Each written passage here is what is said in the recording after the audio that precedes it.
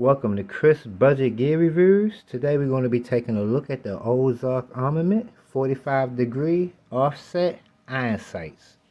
Now I've already took these out of the packaging. I actually had them on a rifle. I like these sights. Let's go ahead quickly get through this unboxing. Our first impressions. Let's get to the install. So this is the packaging that it comes in. When you get your sights, you get an Allen wrench, which you use for installation.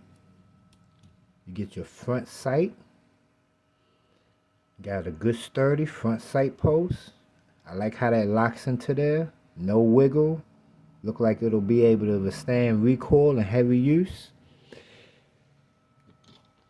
You have your rear aperture. Minimum slop in your rear aperture. Good solid clicks, and it's a good solid detent too. So the one thing you don't have to worry about is you don't have to worry about your rear aperture moving under recoil or heavy use, because those are good solid detents.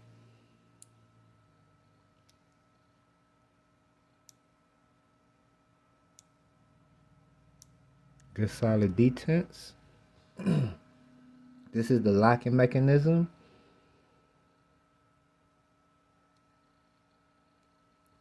Your Allen wrench is what you use to loosen it up. Kind of let you take a good look at that. This is your locking mechanism right here.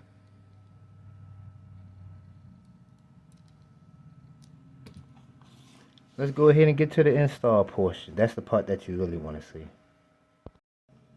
This is the rifle we're going to be putting our Ozark Armament 45-degree offset backup sights on. The perimeter say Armory. 16-inch chrome line, 1-7 twist, upper with the top of the line, DLC coated, bolt carrier, Vortex Spitfire, 1X prism scope, 2-stage nickel boron trigger. We got a Stinger handguard on there, Vortex Venom flash hider with the oppressor blast forwarding device. Let's go ahead and install them on there. Let me set it up so you can see exactly what I'm doing. Alright, we're going to go ahead and start off with the rear aperture. What I'm going to do is I'm going to blow it up so you can actually see a little bit more clear. So what I like to do is you want to go ahead and loosen this up. Loosen this up. You want to sit it exactly where you want it at. Make sure that it locks into that rail section. See how it locks into that rail section? Then go ahead and close it up. Make sure it stays locked in. And I go ahead and I hand tighten this down right here. Just twisting it with my fingers.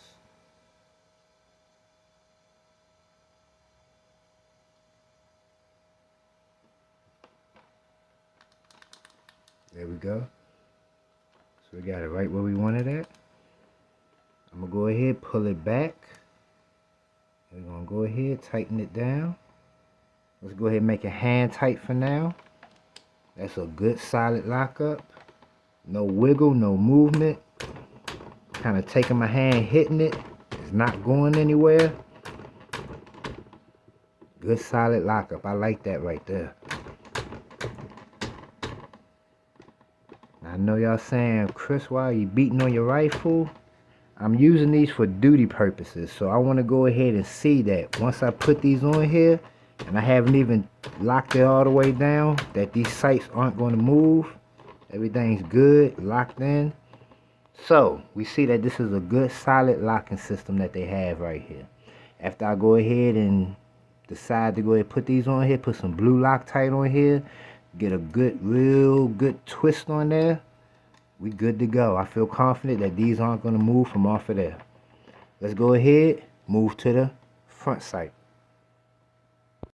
Let's move on to the front sight. And just for the time being, we'll just throw it right here.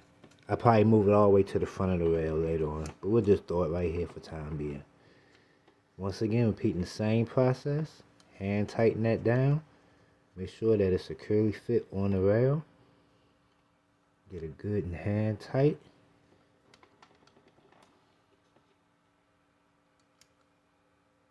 Lock it down, hand tight. Good solid lockup. Once again, taking it, moving it. I know y'all may be saying, why is you beating on it?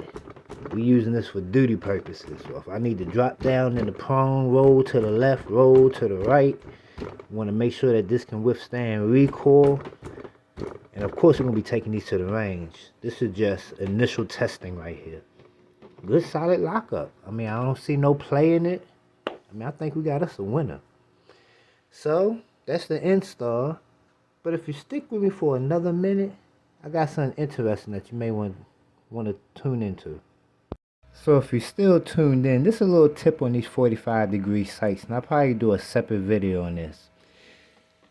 When your 45-degree sight is sitting off to the side, this is how it's going to be.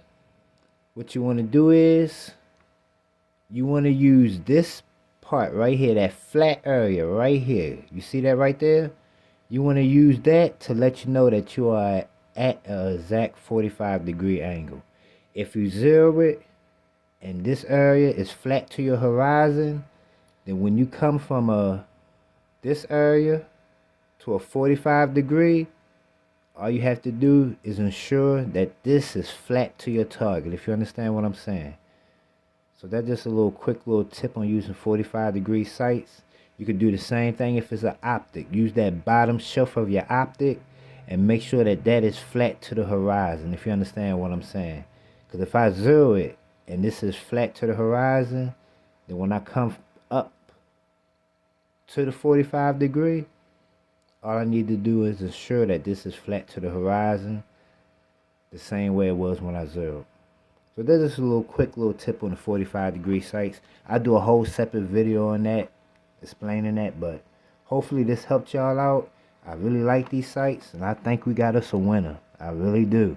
We'll go to the range next week, see what happens.